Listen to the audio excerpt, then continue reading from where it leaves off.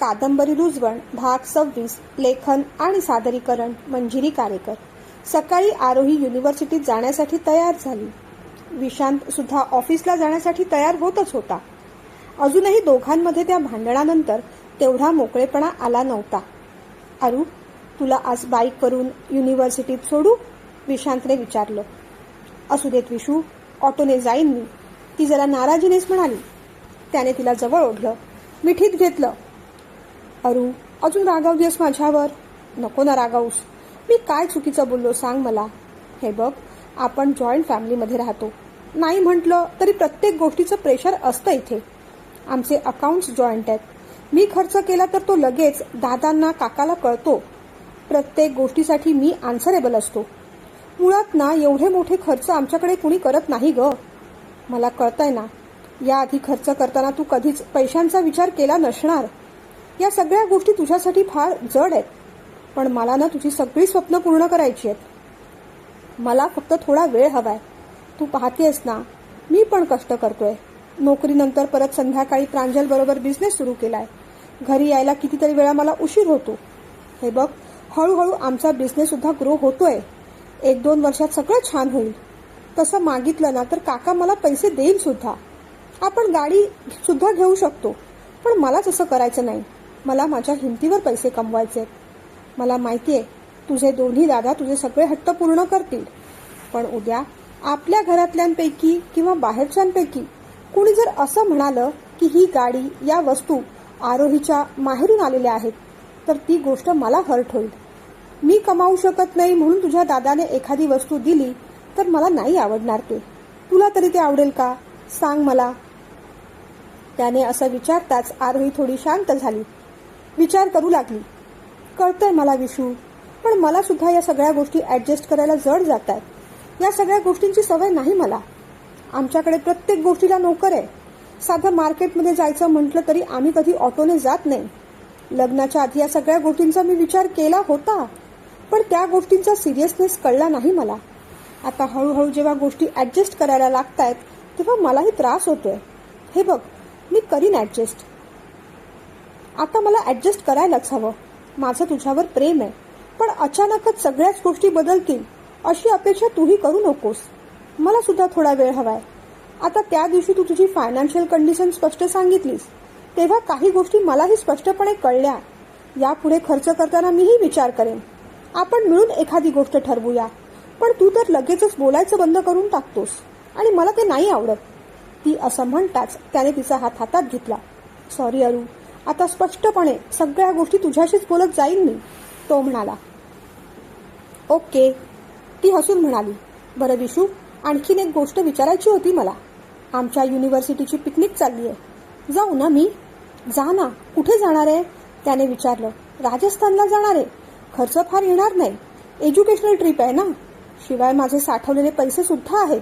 ती समजूतदारपणे म्हणाली तसा तो हसला. अगं रसमलाई, एवढी पण पैशाची चिंता नको करूस. कमवतो तुझा नवरा काहीतरी. या महिन्यात सॅलरी होईल. शिवाय एक प्रोजेक्ट पण पूर्ण करून दिलाय. त्याचे पण पैसे येणार आहेत. तू बिंदास जा, मज्जा कर. वैदू पण येणार असेल ना? त्याने विचारलं. बहुतेक येईल, पण अजून तिने घरी विचारलेलं नाही. बरं तू जा. हं, पैसे उद्या भरले तर चालतील ना? त्याने विचारलं. हो, 4-5 दिवसांनी दिले तरी चालतील, ती म्हणाली. बरं निघूया आता, नाहीतर मला ऑफिसला जायला लेट होईल. हातात हात घालून मग दोघे खाली उतरले. मिनल काकूंनी दोघांना नाश्ता दिला.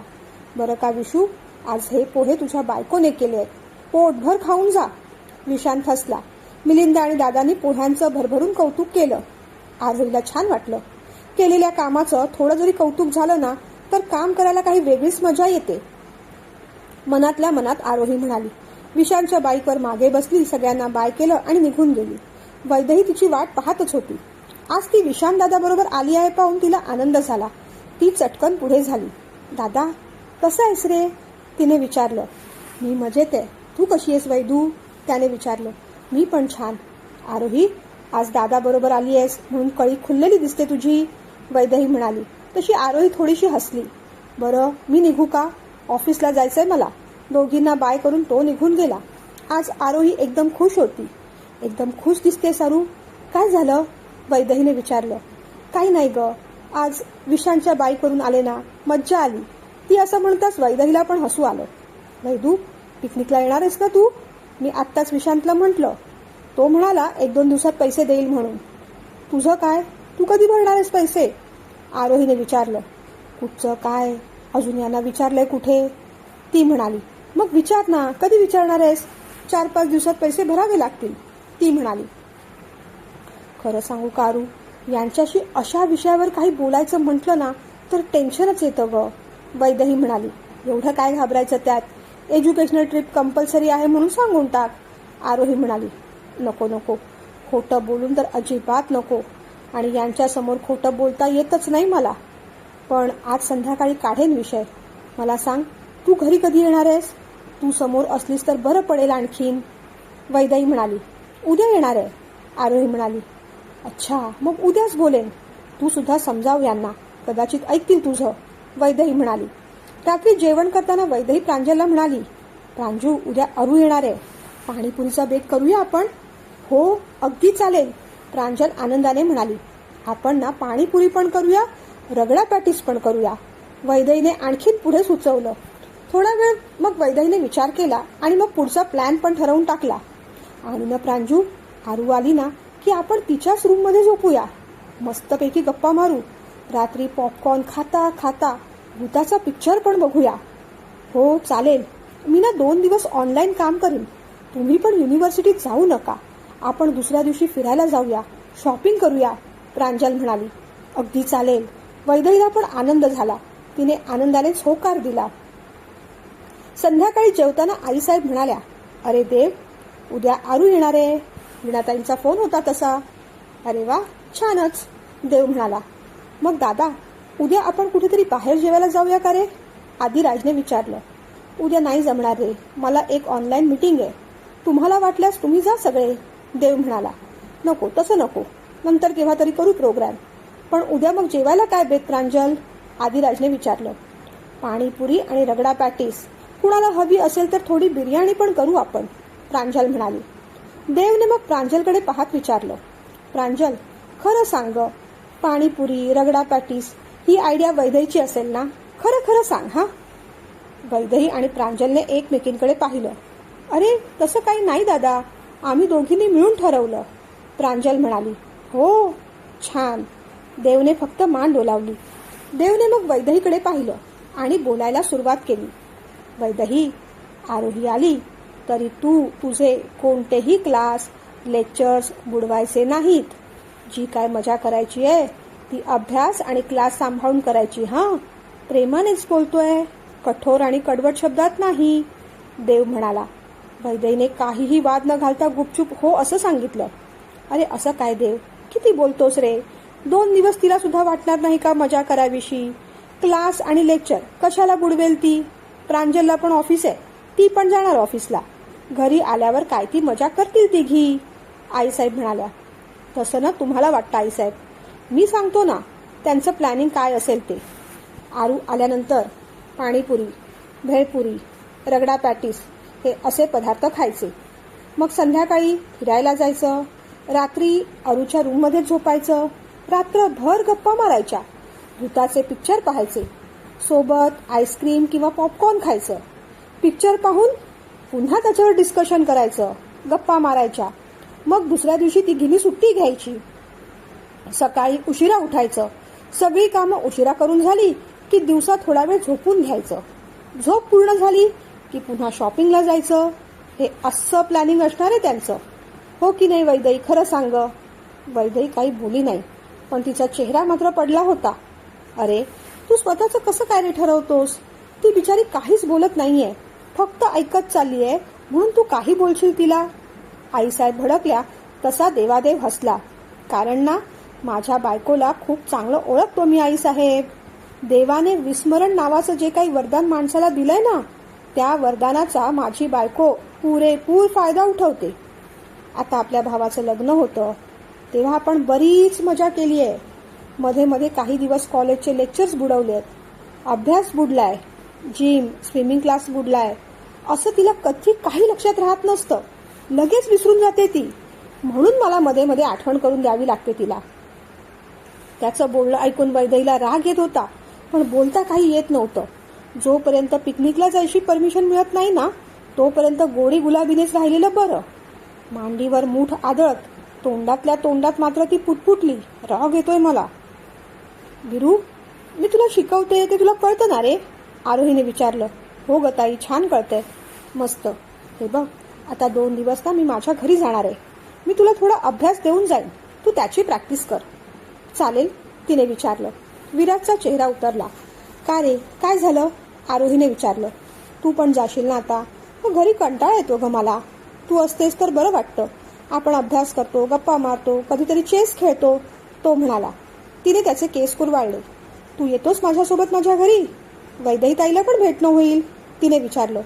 नको ग, सध्या कॉलेजमध्ये प्रोजेक्ट वायवा चालू आहे, ते सुद्धा पूर्ण करायचंय. केव्हा तरी पुन्हा येईन सुट्टीत. पण तू लवकर येशील ना? त्याने विचारलं.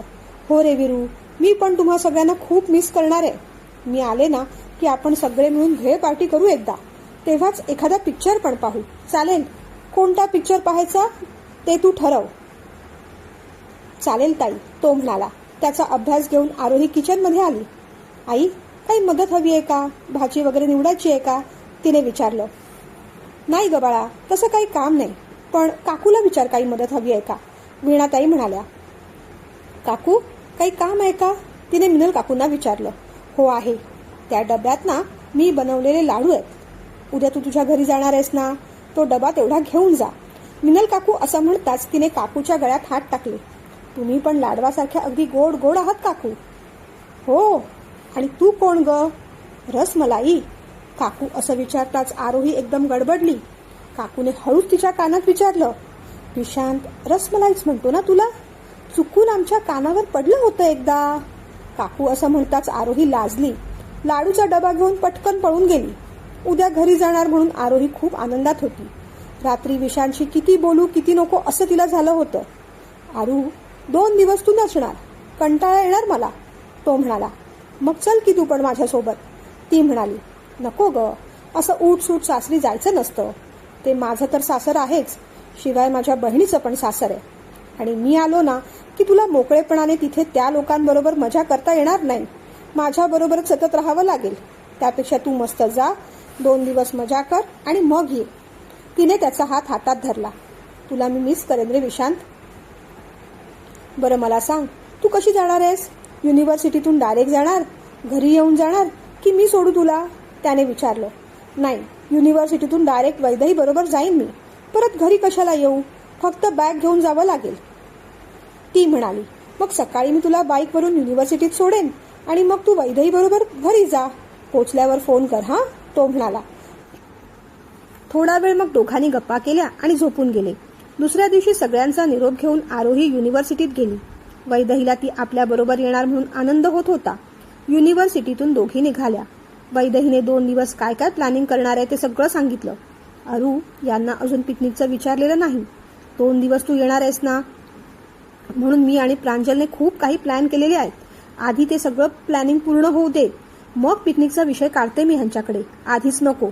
त्यानंतर वैदेहीने 2 दिवस काय काय मजा करायची ते आरोहीला सांगून ठेवलं.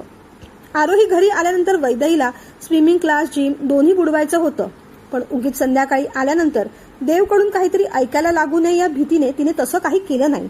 रात्री सगळ्यांनी मस्तपैकी पाणीपुरी, रगडा पॅटीसवर ताव मारला. आवराआवर करताना प्रांजलने वैदेहीला विचारलं. अरूच्या रूममध्ये झोपायला येणार आहेस ना तू? विचारलंस देवदादाला? आधीने पिक्चर डाउनलोड करून ठेवलाय, त्याचा लॅपटॉप देणार आहे तो. थोडा वेळ उनो कार्ड्स खेळूया, मग रात्री पिक्चर पाहूया. उद्या तुम्ही सुट्टी घ्या, मी पण वर्क फ्रॉम होम घेतलेलंच आहे. हो ग, सगळं करायचंय, पण यांना कसं विचारू ते कळत नाही. आता देवदादा तुमच्या रूममध्ये बसलाय, मी इथे आवराआवर करते. जा पटकन आणि विचार त्याला, मग ये अरूच्या रूममध्ये. मी पण आवराआवर करून तिथेच जाणार आहे आता. तूही ये, मजा करूया. जा लवकर, मी पाहते इथलं, प्रांजल म्हणाली. तसं मग वैदेही तिच्या रूममध्ये गेली. देवादेव लॅपटॉपवर काहीतरी काम करत होता. वैदेही रूममध्ये आली. सवयीप्रमाणे तिने शॉवर घेतलं, फ्रेश झाली, कपडे बदलले आणि मग देवादेवच्या मागे येऊन उभी राहिली. अहो, एक विचारायचं होतं, विचारू का? ती म्हणाली. नको. ती काय विचारणार देवादेवला माहीत होतं. आधीच नको म्हणताय, ऐकून तरी घ्या ना, ती म्हणाली. तू जे प्रश्न विचारणार ना ते मला माहिती आहे. आणि मी जे उत्तर देणार ना तेही तुला माहिती आहे. मग चर्चा कशाला करायची. तो म्हणाला तसं तिला राग आला. प्रांजल आणि आरोही दोघी मजा करणार. जाऊ दे ना मला पण. 2 दिवसांनी असं काय होणार आहे. ती म्हणाली. थेंबे थेंबे तळे साचे अशीच 1-2 दिवसांची मजा करून आता तळ नाही महासागर साचलाय आपला. तो जरा रागानेच म्हणाला. पण आता सगळं शेड्यूल पाळते ना मी, तरी तुम्ही असं म्हणता. ती म्हणाली. मला ना तुझी कमालच वाटते ग वैदेही. प्रत्येक वेळेस मी कशाला ग सांगायला हवं. तुझं तुला कळत नाही का ग. मजा कशी थांबत नाही तुझी. आज रात्री मजा करणार म्हणजे उद्या लेक्चर पण मिस करणार तू. कोणत्याही क्लासला जाणार नाहीस. बरोबर ना. तुझी बुद्धी तुझ्या मनाला सांगतच नाही का ग. वैदेही आता मजा बास झाली ग. तो रागाने म्हणाला तशी तीही चिडली. तुमची बुद्धी तुमच्या मनाला सांगत नाही का हो. देवादेव बिचारी वैदेही किती थकते. जाऊ दे 2 दिवस तिला मजा करू देत. ती असं म्हणताच त्याने मागे वळून पाहिलं आणि तिच्यावर एकदम डोळे वटारले. काहीतरी चुकीचं बोलून गेलो याची वैदेहीला थोडीशी जाणीव झाली. सॉरी, भावनेच्या भरात जरा जास्तच बोलून गेले का हो. बरं नाही जात, पण निदान मी येत नाही असं त्यांना सांगून तरी येऊ का. त्यासाठी तरी जाऊ का. तिने जरा मोठ्यानेच विचारलं. जा, पण इतकाही वेळ काढू नकोस की मला तुला बोलवायला तिथे यावं लागेल. तो म्हणाला. नाही काढणार वेळ, येते 1-1.5 तासात. ती सहजपणे म्हणून गेली. त्याने आश्चर्याने डोळे मोठे करून तिच्याकडे पाहिलं. बरं, अर्ध्या 1 तासात. अजूनही तो काही बोलत नाही पाहून मग शेवटी ती म्हणाली. येते 10-15 मिनिटात. मग पुढे तो काही बोलायची वाट न पाहताच ती तणतण करत आरोहीच्या रूममध्ये गेली. किती वेळ वैदू, आम्ही कधीपासून वाट पाहतोय तुझी. पहिल्यांदा पत्ते खेळूया, मग उनो. ये बस. प्रांजल म्हणाली. नको ग, मी जाते परत. तेच सांगायला आले होते तुम्हाला. का ग. देवदादा बोलला परत काही. आरोहीने विचारलं. काय बोलणार ते. मी रात्री झोपायला येत नाही हे सांगून परत ये असं म्हणाले. आणि उद्या मी जाते युनिव्हर्सिटीला. नाहीतर उगीच भांडणं होतील आमची. फार वैताग आणतात हे. वैदेही म्हणाली. वैदेही, देवदादाची ना मला कमालच वाटते ग. म्हणजे बघ ना, आपण काय काय मजा करणार हे त्याने कसं बरोबर ओळखलं ना. कसं कळलं असेल त्याला. प्रांजलने आश्चर्याने विचारलं. देवादेव नाव आहे त्यांचं. सगळ्यातलं सगळं कळतं त्यांना. वैदेही वैतागत म्हणाली. बरं जाऊ देत, 2 गेम तरी खेळून जा असं म्हणत आरोहीने पत्ते वाटले. 5ची 10 मिनिटं झाली. 10ची 15, 15ची 40. आदिराज लॅपटॉप घेऊन आरोहीच्या रूममध्ये आला. हां, यात पिक्चर डाउनलोड केलाय, बघून घ्या. त्याने मग बॅगमधून पॉपकॉर्न काढले, काही चॉकलेट्स काढले, बिस्किटं काढली. घ्या, मस्त एन्जॉय करा. हां. प्रांजलला अगदी अभिमान वाटला आपल्या नवऱ्याचा. थँक्यू आदी, ती म्हणाली. आदिराजचं लक्ष मग वैदेहीकडे गेलं. अरे वा वैदेही, तुला पण मिळाली वाटतं परमिशन. नाही दादा, जाते मी परत. फक्त या दोघींना भेटायला आले होते. नाराजीने ती म्हणाली. हो, पण दादाने रूमचा दरवाजा तर लावून घेतलाय. झोपला कधीचा तो. आदिराज असं म्हणताच वैदेहीने घड्याळ पाहिलं आणि तिच्या लक्षात आलं तासभराच्या वर वेळ झालेला आहे. ती जरा घाबरलीच. बापरे, इथे बराच वेळ थांबले मी. आता परत कशी जाऊ. आता दरवाजा नॉक केला आणि हे झोपले असतील तर चिडतील. ती म्हणाली. नको जाऊस, झोपून जा इथेच. उद्याचं पाहू उद्या. मी बोलेन दादाशी. आदिराज हसत म्हणाला. नाही नाही दादा, तसं नाही करता यायचं. एकतर माझा मोबाईल पण आत राहिलाय आणि आता यावेळेस काकाचा फोन येतो. हे झोपले असतील आणि फोन वाजला म्हणजे आणखीनच चिडतील माझ्यावर. त्यापेक्षा आत्ताच मी दरवाजा नॉक करून जाते. जाताना तिला फार फार वाईट वाटत होतं. समोर डाउनलोड केलेला पिक्चर होता. Popcorn, chocolate, biscuits, Uno card, पत्ते, हे सगळं सोडून जायचं म्हणजे किती वाईट वाटत असेल तिला. तिने आपला मोह कसा बसा आवरला आणि निश्चय करून मग शेवटी ती उठली. आता जाऊन दरवाजा नॉक करायचा म्हणजे पण एक टेन्शनच होतं. अगदी इकडे आड तिकडे विहीर अशी बिचारीची अवस्था झाली होती. पण निश्चयाने ती उठली. ती बाहेर पडणार तेवढ्यात तिच्या बेडरूमच्या दरवाजाचा आवाज झाला. क्षणभर ती तिथेच थांबली. देवच बाहेर आला. त्याला पाहून ती जरा जास्तच घाबरली. तो समोरच येऊन उभा राहिला. अहो, मी येतच होते. त्याआधीच तुम्ही दरवाजा बंद करून घेतला. तो काही बोलला नाही. त्याने तिचा मोबाईल तिच्या हातात दिला. काकाचा फोन होता, करून घे नंतर. बरं, असं म्हणत ती त्याच्या मागे रूममध्ये जाऊ लागली. असू दे वैदेही, झोप अरूच्या बेडरूममध्ये. 2 दिवस काय मजा करायची ती करून घे. Good night. तो शांतपणे म्हणाला. आपण काय ऐकलं यावर तिचा विश्वासच बसेना. आरोही आणि प्रांजल मात्र दोघी एकदम ओरडल्या, वाव, ये वैदू, मजा करूया. अगदी ठरल्याप्रमाणे तिघींनी 2 दिवस खूप मजा केली. 2 दिवस देव पण बिझी होता. आरोहीला तो म्हणाला, आपल्याला नीट बोलायला मिळालं नाही आरू. उद्या सकाळी बोलू. असंही उद्या रविवार आहे, मी घरीच आहे. संध्याकाळी तुला आणायला विशांत येणार आहेत ना, त्याने विचारलं. हो, तो संध्याकाळी येणार आहे, पण त्याआधी आपण बोलायला हवं रे दादा. मला खूप काही बोलायचंय, खूप काही सांगायचंय तुला, ती म्हणाली. का, काही काळजीचं कारण आहे, त्याने विचारलं. नाही, काळजीच असं नाही, पण फक्त शेअर करायचंय तुझ्याबरोबर, ती म्हणाली. दुसऱ्या दिवशी रविवारी ब्रेकफास्ट वगैरे झाला. प्रांजल आणि वैदेही किचनमध्ये होत्या. आरोही दादाच्या बेडरूममध्ये आली. तिला खूप काही बोलायचं होतं. ये आरू, तुझीच वाट पाहत होतो मी, देव म्हणाला. काय बोलायचं होतं तुला एवढं, त्याने विचारलं. तसं म्हटलं तर खास काहीच नाही रे, पण म्हटलं तर खूप काही. ते ऐकून देव पण आश्चर्याने पाहत राहिला. अरू, मनात असेल ते सगळं सांग. घरी काही प्रॉब्लेम आहे का, कुणी काही बोलतंय का तुला, त्याने विचारलं. नाही रे दादा, घरी तसे सगळे चांगले आहेत. मला तसं कुणी काही बोलत नाही, पण त्यांच्या इथे ना वातावरण जरा वेगळंच आहे. तसं आम्हाला कोणती गोष्ट करायला कोण अडवत नाही, पण तरीही विशांतला सगळ्या गोष्टी त्याच्या आईबाबांना विचारायला लागतात. आईबाबांनाच का, मिलिंदा आणि काकूला सुद्धा विचाराव्या लागतात. एखादा निर्णय घ्यायचा म्हटला तर घरात पंचायतच बसते रे. आपल्या इथे आहे तशी प्रायव्हसी नसते तिथे.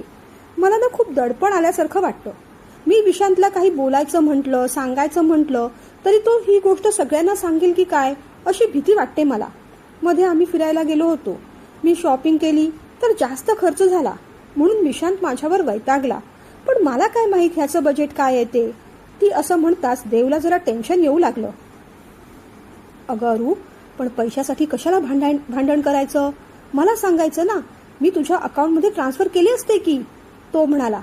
अरे तेच तर मी त्याला म्हटलं, पण लगेच त्याचा स्वाभिमान आड आला. तुझ्या माहेरून काही मदत घ्यायची नाही, असं म्हणाला.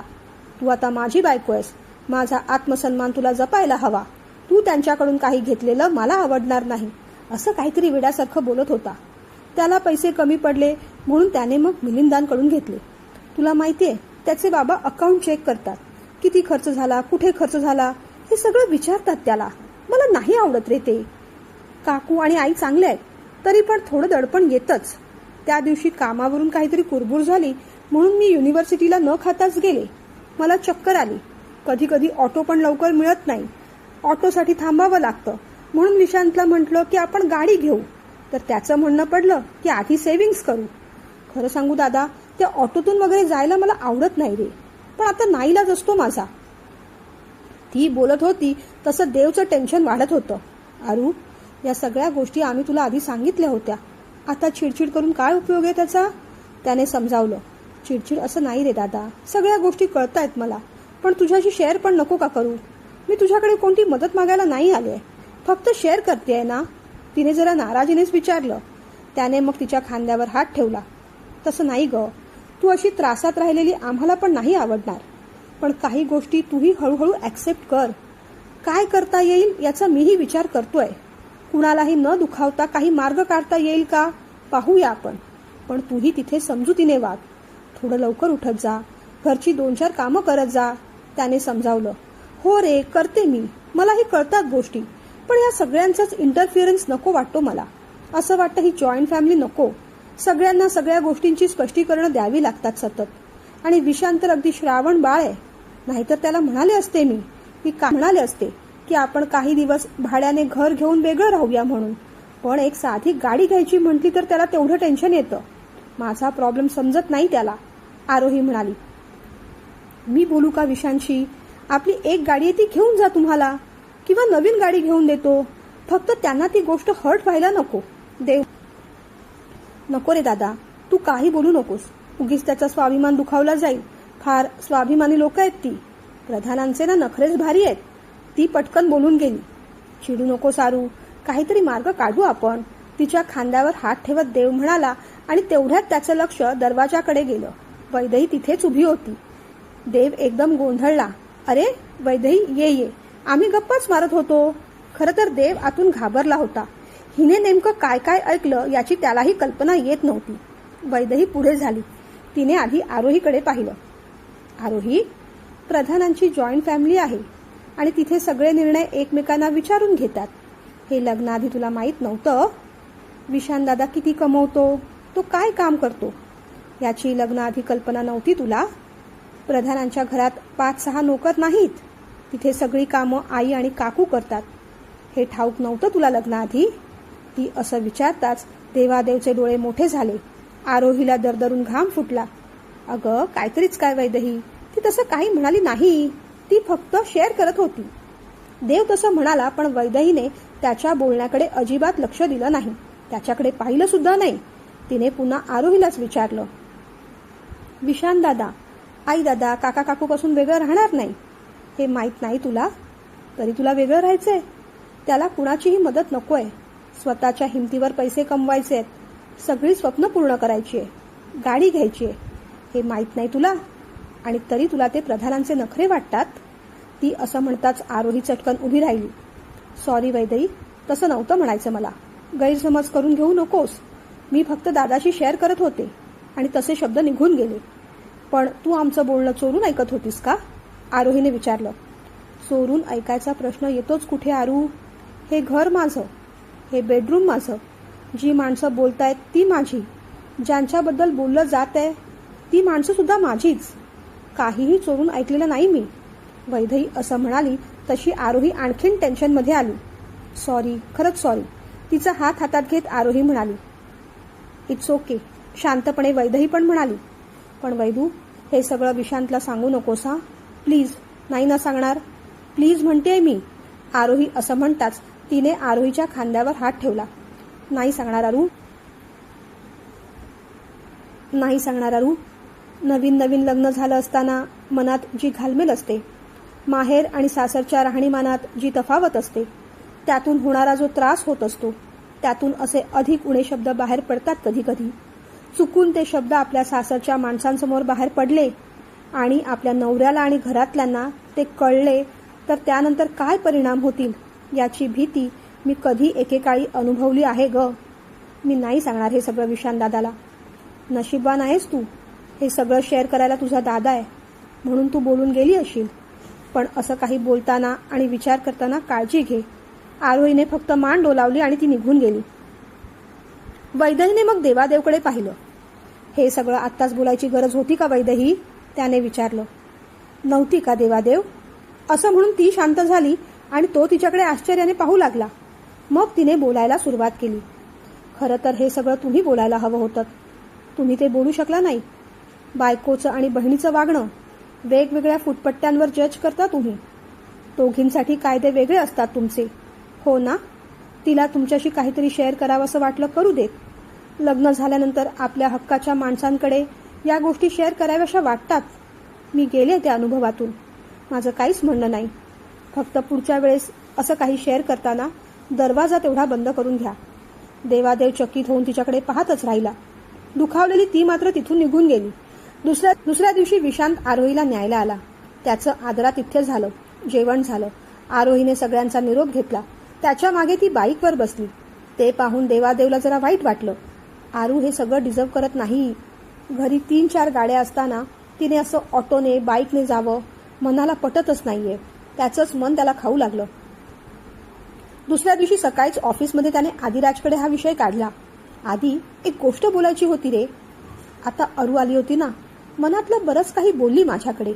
आपल्याला भीती होती तसंच काहीसं घडतंय दोघांच्या नात्यांमध्ये. दोघांच्या नात्यात आर्थिक ओढाताण चालू आहे. युनिव्हर्सिटीत रोज ऑटोने जावं लागतं, घरी काम करावं लागतं, घरात नोकर मंडळी नाहीत, मनासारखं खर्च करता येत नाही, अशा बऱ्याच तक्रारी होत्या मॅडमच्या. फार नाराज आणि दुःखी वाटली मला ती. देवादेव काळजीने म्हणाला. त्याला आपण काय करणार आता? या सगळ्या गोष्टी तिला माहीत होत्या, आपण समजावल्या होत्या, तरीही तिला त्याच मार्गाने जायचं होतं. आणि हे बघ दादा, विशांत आणि त्याच्या घरातले काही वाईट नाही. आता थोड्या गोष्टी अरुणेही ऍडजस्ट केल्याच पाहिजेत. लग्न झाल्यानंतर सगळ्याच मुली ते करतात. प्रांजल आणि वैदेहीने इथे येऊन केल्याच की कितीतरी गोष्टी ऍडजस्ट. आपण त्याला काय करणार? आदिराज स्पष्टपणे म्हणाला. तशी ती करते रे, नाही असं नाही, पण काही गोष्टी आपल्याला सुद्धा खटकतात ना. म्हणजे पहिल्यांदा ती गाडीने जायची, आता बाईकवर किंवा ऑटोने जावं लागतं. बरं वाटत नाही रे ते. आपण मजा करत असताना ती अशी त्रासात दुःखात राहिलेली आवडणार नाही मला. माझ्या मनात एक गोष्ट होती. देवादेव म्हणाला. कोणती? आदिराजने विचारलं. वैदेहीचा ड्रायव्हिंग क्लास पूर्ण झालाय म्हणून तिच्यासाठी मी एक गाडी बुक केली होती. त्याचं आज पोझिशन मिळणार आहे. माझ्याच नावावर घेतली आहे मी ती. आज नेमकं आरोहीच्या लग्नाला 1 महिना पूर्ण झालाय. मी काय म्हणतो, त्या निमित्ताने आपण ती गाडी आरोहीला गिफ्ट करूया का? वैदेहीला मी नंतर घेऊ शकतो. निदान रोज युनिव्हर्सिटीत जाताना, इथे तिथे जाताना तिला बाईक आणि ऑटोने तरी फिरावं लागणार नाही रे. देव म्हणाला. तसं चालेल. गिफ्ट करतोय म्हटल्यावर तसं कुणी काही बोलणार नाही. तसं कुणाला वाईट वाटायलाही नको. पण काय आहे ना, नवीन लग्न झालंय. आता प्रत्येक गोष्ट विचार करून सांभाळूनच करावी लागणार आहे आपल्याला. ठीक आहे, तू म्हणतोस तसं आज गिफ्ट करूया तिला गाडी, आदिराज म्हणाला. देवादेवला आनंद झाला. ही गोष्ट आरूसाठी त्याला सरप्राईज ठेवायची होती. युनिव्हर्सिटीत आरोही आणि वैदेही भेटल्या. आरोहीने पुन्हा पिकनिकचा विषय काढला. तू विचारलंस का दादाला? आरोहीने विचारलं. नाही ग, अजून आपण नुकत्याच केलेल्या मजेच्या धक्क्यातूनच ते बाहेर पडलेले नाहीत. पुन्हा परत एक मोठा धक्का कसा देऊ त्यांना? वैदेही म्हणाली. पण आता विचारावंच लागेल. 4-5 दिवसात पैसे भरायचे. ते काही नाही, तू आजच्या आज दादाला विचारून टाक ग, आरोही म्हणाली. लगेचच आज नको, उद्या विचारते. उद्या विचारावंच लागेल, वैदेही म्हणाली. आणि मग दोघींनी निरोप घेतला. संध्याकाळी देवादेव आणि आदिराज गाडीचं पोझिशन घेऊन डायरेक्ट आरोहीच्याच घरी गेले. त्या दोघांना अचानक आलेलं पाहून सगळ्यांनाच आश्चर्य वाटलं. विशांत नुकताच घरी आला होता. आदिराजने त्या दोघांना लग्नाचा 1 महिना पूर्ण झाला याबद्दल शुभेच्छा दिल्या, केक दिला आणि मग देवने आरोहीच्या हातात गाडीची चावी ठेवली. सगळ्यांना खूप आश्चर्य वाटलं. आरोहीला आनंद झाला. दादासाहेब म्हणाले, देव, एवढं मोठं गिफ्ट द्यायची काही गरज नव्हती हो. हे घ्यायला आम्हाला जड वाटतंय खूप. तसं काही नाही दादा, आम्ही आमच्या बहिणीसाठी करणार नाही का? देव म्हणाला. बाकी कुणाला काय वाटलं माहीत नाही, पण विशांतला मात्र ती गोष्ट खटकली, नाही आवडली. सगळ्यांसमोर तो काही बोलला नाही. आज दिवस त्यांच्या आनंदाचा होता. आजचा मूड त्याला स्पॉइल करायचा नव्हता. त्या दोघांनाही वाईट वाटू नये म्हणून तुर्तास त्याने नकार दिला नाही. पण उद्या मात्र ती चावी परत करून टाकायची असं त्याने तेव्हाच ठरवून टाकलं होतं. तो दिवस तरी आनंदात गेला. दुसऱ्या दिवशी सकाळीच विशांतने आरोहीला समोर बसवलं. आरू, मी जे काही सांगतोय ते नीट ऐकून घे. कोणताही गैरसमज करून घेऊ नकोस. चिडू तर अजिबात नकोस. हे बघ, काल आदिदादा आणि देवदादा दोघे इथे आले. आपल्याला गाडी गिफ्ट केली. त्यांच्या मनात तसं काही काळबेरं नाही माहितीये मला. पण एवढी मोठी वस्तू घेण्यासाठी मी लायक नाही. मी तुला आधीच सांगितलंय की मला फक्त थोडा वेळ हवाय. या सगळ्या गोष्टी मला घ्यायच्याच आहेत, पण फक्त माझ्या पैशाने घ्यायच्या आहेत. काल दिवस चांगला होता. सगळे आनंदात होते. त्या आनंदावर विरजण टाकायचं नव्हतं मला, म्हणून मी काही बोललो नाही. नाहीतर कालच ही गाडी घेण्यासाठी मला नकार द्यायचा होता. हे बघ आरोही, तुझ्या भावाने कौतुक म्हणून एखाद्या ड्रेस साडी घ्यावी, घड्याळ पर्स घ्यावं, काहीच हरकत नाही. पण आपल्याकडे नाही म्हणून एवढी मोठी गाडी गिफ्ट करावी हे माझ्या मनाला पटत नाही. माझा स्वाभिमान दुखावला जातोय त्याने. आज तू युनिव्हर्सिटीत जरा उशिरा जा. मीही ऑफिसला उशिरा जाणार आहे. आपण दोघेही त्यांच्या ऑफिसमध्ये जाऊ आणि नम्रपणे ही चावी त्यांना परत देऊन टाकू. याच्यावर आता फार चर्चा नको. मिलिंद काकाशी पण बोललोय मी तसं. चल तयारी कर. ते ऐकून आरोहीला भयंकर राग आला. तुझा प्रॉब्लेम तरी काय रे विशाल? मी काही त्यांच्याकडे मागायला गेले नव्हते. त्यांनी स्वतःहून दिली ना. मला नकोच होती ती गाडी. त्यांच्या मर्जीने दिली त्यांनी. ती बोलून गेली. तुला नको होती ना, मग तीच आपण परत करायला चाललोय. आता उगीच भांडणं काढू नकोस. चल गुपचूप. आरोहीला त्याचा राग आला. पण आता ही गोष्ट मिलिंदांपर्यंत पोहोचली होती. म्हणजे ती घरी पोहोचणार. सगळ्यांसमोर या गोष्टीची चर्चा होणार.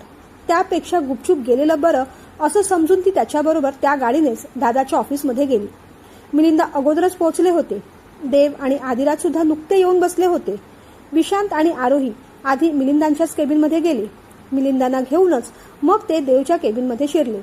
आरोही आणि विशांत अचानक ऑफिसमध्ये आले पाहून आदिराज पण आपल्या केबिनमधून बाहेर आला आणि देवच्या केबिनमध्ये पोहोचला.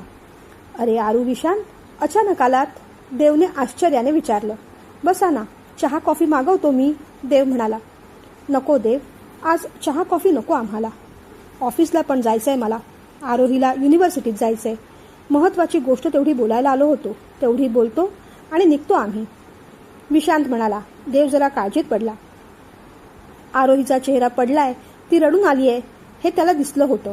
विशानने मग त्याच्या बॅगमधली चावी काढली, देवच्या टेबलवर ठेवली, हात जोडले. आपल्या दोघांचाही अपमान करायचा उद्देश नाही माझा, पण खरं सांगू का देव, एवढी मोठी भेटवस्तू आम्ही नाही स्वीकारू शकत. तुमचं प्रेम कळतंय आम्हाला, पण माझा फार कोण मारा होतो हो. स्वतःच्या कॅलिबरवर डाऊट येऊ लागलाय मला. मला आरोहीची सगळी स्वप्न पूर्ण करायची आहेत, पण माझ्या हिमतीवर. मला थोडा वेळ हवाय. माझ्या भावना तुम्ही समजू शकाल, खात्री आहे मला. मग त्याने आरोहीकडे पाहिलं. तिच्या डोळ्यात पाणी होतं. तिला बोलावंच लागलं. हो दादा, नको सध्या गाडी. एवढं बोलून ती सरळ बाहेरच पडली. विशानने पुन्हा एकदा सॉरी म्हटलं आणि मग तो बाहेर आला. देव आणि आदी आश्चर्याने एकमेकांकडे पाहत राहिले. देवला खूप राग आला. विशान बाहेर गेला तेव्हा मिलिंदानी परिस्थिती सांभाळण्याचा प्रयत्न केला. अरे देव, एवढी मोठी वस्तू कशाला रे भेट द्यायची? तुला आरोहीची काळजी आहे कळतंय आम्हाला, पण विशानची पण बाजू समजून घे ना. हे बघ, आरोही तिथे अगदी आनंदात आहे. नको काळजी करूस एवढी. मिलिंदा म्हणाले तसं देव भडकला. ती किती आनंदात आहे ना ते दिसलं मला आता. असू देत, या विषयावर मला बोलायचं नाही. तुम्ही दोघेही बाहेर जा, मला माझी बरीच कामं आहेत. असं म्हणून देवने लॅपटॉप खेचला आणि काम करायला सुरुवात केली. आदिराजने मिलिंदांच्या खांद्यावर हात टाकला आणि त्यांना घेऊनच बाहेर पडला. मिलिंदा, जाऊ देत, आज त्याच्या वाटेला न गेलेलंच बरं, आदिराज म्हणाला. खरं सांगू आदी, देवचं हे असं वागणं मला आवडत नाही. फार रूडली बोलतो तो सगळ्यांशी, मिलिंदा म्हणाले. कळतं रे मिलिंदा, ही गोष्ट त्याला सोडून अख्ख्या जगाला कळते. पण आता काय करायचं? तू मनाला लावून घेऊ नकोस. त्याने जे काही केलं ते आरोहीसाठी केलं. त्याचाही उद्देश तसा वाईट नव्हता. विशानची पण बाजू बरोबर आहे. अशा परिस्थितीत आपण शांत राहिलेलं बरं. हळूहळू आरोहीला परिस्थितीची जाणीव होईल, जाण येईल, समजेल ती. मीही दादा शांत झाला की बोलून घेईन. पण सध्या तू गोष्टी मनाला लावून घेऊ नकोस. त्याचा स्वभाव तुला माहिती आहे ना. 2 मिनिटांनी परत येईल तुझ्याशी बोलायला. चल, लागूया कामाला. मिलिंदा मग त्यांच्या केबिनमध्ये गेले, आदिराज त्याच्या केबिनमध्ये. देवचा मात्र जळफळाट होत होता. विशान त्याच्या मनाला लागेल असं तर काही बोलला नव्हता, पण तरीही गोष्ट त्याच्या मनाला खूप लागली होती. वैदही आरोही समोरून नवीन गाडीतून येणार आणि बिचारी आरोही ऑटोतून जाणार. तिच्या घरी कामं करणार. कुठलीही प्रायव्हसी नाही. सगळ्या गोष्टी त्याला वारंवार आठवत होत्या. संध्याकाळपर्यंत तो थोडा शांत झाला, पण मनात खदखद कायम राहिली. नवीन गाडी ऑफिसमध्ये तशीच होती. ती घरी घेऊन यायची पण त्याला इच्छा होईना. वैदही संध्याकाळी त्याची वाट पाहतच होती. आज तिला पिकनिकचं विचारायचंच होतं. आदिराज आणि देवादेव दोघेही घरी आले. वैदहीने दोघांना कॉफी दिली. आज क्लासला गेली होतीस का? लेक्चर्स कसे झाले? अशी नेहमी करतो तशी देवादेवने कोणतीही चौकशी केली नाही. तिला जरा आश्चर्यच वाटलं. कॉफी घेऊन तो डायरेक्ट गुपचूप रूममध्ये निघून गेला. वैदेला थोडी काळजी वाटू लागली. तिने आदिराजला विचारलं, आज साहेबांचा मूड खराब आहे का आदिदादा? हो, आज तुमच्या साहेबांचा मूड बरा नाही फार. जरा सांभाळूनच वहिनी साहेब. आदिराज असं म्हणताच तिला आणखीन टेन्शन येऊ लागलं. पण आता काय करूया? आजच विचारावं लागेल, नाहीतर मग जाताच येणार नाही. ती रूममध्ये आली. एक गोष्ट तिने ठरवून टाकली होती की 1-2दा विचारायचं आणि मग सोडून द्यायचं. जर ते नाही म्हणाले तर फार मागे लागायचं नाही. आज देवादेव काही काम करत नव्हता. झोपाळ्यावर शांत बसून होता. ती पण बाल्कनीत गेली. अहो, एकटेच बसलात? कसलं टेन्शन आहे का? तिने विचारलं. नाही, तुमचा मूड जरा खराब वाटला ना म्हणून विचारलं. तिच्या प्रश्नाला काहीच उत्तर न देता त्याने डायरेक्टली विचारलं, तुझं काय काम होतं? थोडं बोलायचं होतं. भीत ती म्हणाली. बोल. पुढच्या आठवड्यात ना 5 दिवसांसाठी युनिव्हर्सिटीतून एज्युकेशनल ट्रिप चालली आहे. जाऊ मी? तिने विचारलं. कुठे जाणार आहे? राजस्थानला. वैदही, अगं राजस्थानला ना एक्स्ट्रीम क्लायमेट असतं ग. गेल्या आठवड्यातच आईस्क्रीम खाऊन तुला सर्दी, खोकला, ताप आला होता ना. आता पुन्हा तुला पिकनिकला जायचंय. तिथे आणखीन त्रास होईल तुला, तो म्हणाला. ती शांत झाली. कंपल्सरी नाहीये ना? त्याने विचारलं. तरी ती गप्पच होती. काय विचारतोय? नाही. मग नको जाऊस, तो शांतपणेच म्हणाला. अहो, पण आरू पण जाणार आहे ना? ती म्हणत होती. तू आलीस तर जरा बरं पडेल. ती म्हणाली. हो, मग अरूला सांग मला परमिशन नाही मिळाली, मी नाही येऊ शकत. आणि ती तरी का चालली आहे? तिने तसं काही सांगितलं नाही मला, देव म्हणाला. ती आता तुम्हाला कशाला विचारेल? तिने विशांत दादाला विचारलं पण नाही, फक्त सांगितलं. तो लगेचच जा म्हणाला. वैदही असं म्हणताच देवादेवने तिच्याकडे जरा रागानेच पाहिलं. त्याच्या मनात विचार येऊन गेला, हो, आरोहीवर आता आपला काय हक्क? ती आपल्याला कशाला विचारेल? आता तिने सगळं विशांतला विचारूनच करायला हवं. तुझ्या प्रश्नाचं उत्तर मिळालं ना तुला? देवने एकदम हळुवारपणे विचारलं. हो. आईसाहेब कुठे आहेत? त्यांना औषधं दिलीस? देवने विचारलं. त्यांच्या खोलीत आहेत. आज त्या पालांडे काकूंकडे गेल्या होत्या. तिथे खाणं झालं म्हणून जेवण नको असं म्हणाल्या. औषधं काढून आली आहे मी, ती म्हणाली. ठीक आहे, मग जा, आपल्या जेवणाचं बघ जा. बरं, असं म्हणत ती बाहेर पडली. गोष्ट इथपर्यंत थांबली असती तर ठीक होतं, पण आज ठिणगी पडायचीच होती. जेवताना प्रांजलला अचानक काहीतरी आठवलं आणि तिनेच विषय काढला. ए वैदू, तुझ्या त्या ट्रीपचं काय झालं? तू जाणार होतीस ना? कधी जाणार आहेस? प्रांजलने विचारलं. ट्रीप जाणारच आहे, पण मी ट्रीपला जाणार नाही, वैदेही म्हणाली. का ग, काय झालं? अरुचा फोन होता, ती म्हणाली ती तर जाणार आहे म्हणून. तुझं काय झालं? प्रांजलने विचारलं. अरू जाणार आहे कारण तिला परमिशन मिळाली. तिच्यासारखं आमचं नशीब कुठे? वैदेही काहीतरी बोलून गेली, तेवढ्यात देवादेव भडकला. आरूसारखं नशीब हवंय तुला? तुलाही जायचंय पिकनिकला? जा, खुशाल जा. मग जिकडे जायचंय तिकडे जा, मला विचारायला सुद्धा यायचं नाही. हा, स्वतःच्या मनाप्रमाणे वागायचं असतं ना तुला, मग मला कशाला विचारायला येतेस तू? प्रत्येकाचे एक एक नखरे असतात. माझ्या कृतीमागची काळजी कळत नाही तुम्हाला. माझा वृक्ष स्वभाव तेवढा दिसतो तुम्हाला. आता मला काहीही बोलायचं नाही. तुला जायचंय ना? पैसे करतो मी ट्रान्सफर, जा तू. आणि आता तर तू जायलाच हवीस, कळलं तुला? देव चिडला तशी ती घाबरली. तीच का? प्रांजल आणि आदिराज सुद्धा टेन्शनमध्ये आले. देव उठला आणि रूममध्ये निघून गेला. वैदहीच्या डोळ्यातून अश्रू सुरू झाले. शांत हो वैदू, रडू नकोस, प्रांजलने समजावलं. काय हे वैदही, असं का बोललीस ग तू? आदिराजने असं विचारलं तशी ती आणखीनच टेन्शनमध्ये आली. सॉरी दादा, चुकलं, पटकन बोलून गेले मी, ती म्हणाली. आणि तुलाही अक्कल नाही होय प्रांजल? कशाला मध्येच तो विषय काढलास ग? आदिराज भडकला. तसं प्रांजलला पण आता खराब वाटू लागलं. अरे आधी मला काय माहीत, मी सहज विचारलं. सगळ्या मूर्खासारख्या गोष्टी तुम्ही सहजच करता. आता निस्तरा स्वतःचं स्वतः, आदिराज म्हणाला. आधी, वैदही बघ ना बिचारी किती रडतेय. तू तरी आता चिडू नकोस ना. उलट तू तिच्यावरच काय रे चिडतोस? प्रांजल म्हणाली. ती रडते म्हणजे ती बरोबर आहे असं नाही ना. एखाद्याच्या मनाला लागतील असे शब्द बोलायचेच कशाला? तरी मी सांगितलं होतं आज त्याचा मूड बरा नाही म्हणून. सांगितलं होतं की नाही वैदही?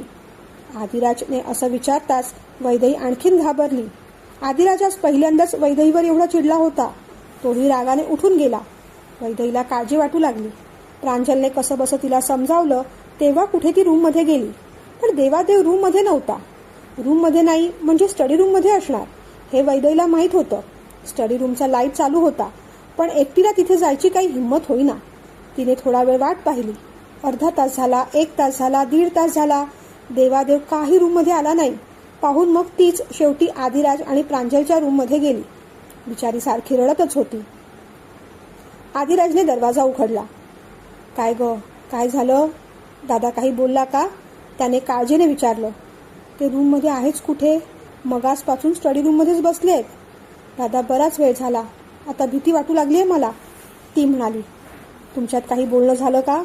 आदिराजने विचारलं. नाही, मगापासून तिथेच बसलेत. दादा काय करू मी आता? तिने विचारलं. मी काय सांगू? चुका करताना विचारता का ग मला? आरोही आणि विशांच्या प्रकरणावरून आदिराज सुद्धा आज वैतागलेलाच होता. तो भडकला पाहून वैदही अधिकच रडू लागली. प्रांजल पुढे झाली. आधी नको ना चिडूस, ती आदिराजला म्हणाली. सॉरी आदिदादा, चुकलं माझं, पण चिडू नका ना. सांगा ना आता मी काय करू? ती बिचारी जास्तच घाबरली आहे पाहून मग आदिराजला दया आली. जाऊन सॉरी म्हण, आणखीन वेगळं काय करणार आहेस तू? तो म्हणाला. एकटीच जाऊ?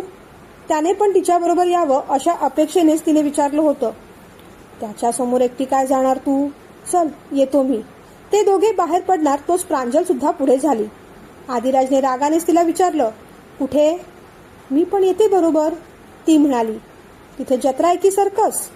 आदिराजने असं विचारताच मग प्रांजल थांबली. चल वैदही. दोघेही मग स्टडी रूममध्ये आले. आज जायची काही वैद्याची हिंमत होईना. चल आत, आदिराज म्हणाला. भीती वाटतेय, हळू आवाजात ती म्हणाली. आता त्याला काही पर्याय आहे का? जावं तर लागेलच ना. चल. ती आत शिरली, पाठोपाठ आदिराज. देव खिडकीजवळ खुर्चीवर हाताची घडी घालून शांत बसला होता. सगळं लक्ष बाहेर होतं. वैदेही पुढे झाली. अहो सॉरी. बोलतानाच तिला रडू आलं. त्याने क्षणभर तिच्याकडे पाहिलं, मग आदिराजकडे पाहिलं. दादा जाऊ दे रे. मनात नव्हतं काही तिच्या. चुकून बोलून गेली असेल. सोडून दे ना. त्याच्या खांद्यावर हात ठेवत आदिराजने समजावलं. देवादेवने एक मोठा दीर्घ उसासा घेतला. कुणाला काय बोलणार आधी? प्रश्न जितके सोडवायला जातोय ना तितकेच ते वाढत जात आहेत. असो चला, असं म्हणत तो उठला. वैदेही तिथेच थांबली. जा आता, मी बंद करतो स्टडी रूम. जा लवकर, आदिराज म्हणाला. तशी मग ती देवादेवच्या पाठून रूममध्ये गेली. येऊन तो गुपचूप झोपून गेला. वैदेहीला तेव्हा कुठे जरा बरं वाटलं. आता पिकनिकचा विषय पुन्हा नकोच असं ठरवून ती पण झोपून गेली. पण ही पडलेली ठिणगी इथेच थांबणार नव्हती. देवादेवच्या मनात अजून मगाचा राग, संताप खदखदत होता. त्याने एक मोठं वादळ येणार आहे. इतकं मोठं की सगळ्यांनाच एक धडा देऊन जाणार आहे. ते ऐकायला तुम्हालाही नक्कीच आवडेल. तेव्हा कथा ऐकत रहा, कमेंट करत रहा, लाईक, शेअर आणि हाय. आणि केलं नसेल तर सबस्क्राईब सुद्धा जरूर करा.